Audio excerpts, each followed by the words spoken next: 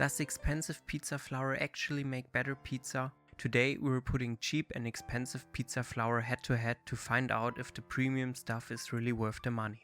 The Aldi flour is obviously the cheapest and has the lowest protein level.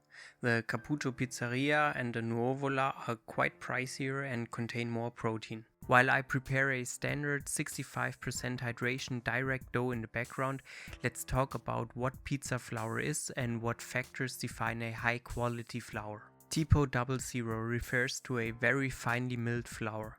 The Nuovola I'm using today is a Tipo 0, which means it's just slightly coarser. But what really matters for our pizza dough is gluten.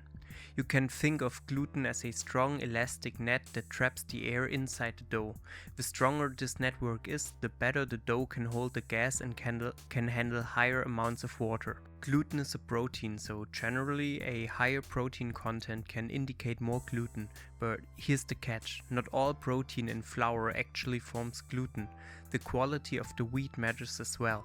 High quality baking wheat contains more of the proteins needed to build a strong gluten network, which also makes it more expensive. So Caputo doesn't just have a higher protein content, it also uses high quality wheat that reliably creates a strong gluten network. And I have to say, I already felt the difference after kneading, but after proofing the dough, the difference was huge. The Caputo dough not only held its shape better, it was noticeably less sticky. When I started to spread the dough, the advantage of the expensive flour was huge. The dough feels way firmer and you can handle it rough without poking holes in it. The result was awesome. The Nuovola made the best pizza I ever made. The crust was even more chewy than I used to know it. The outside was super crunchy, but the inside held so much water that it was super fluffy and a little gummy.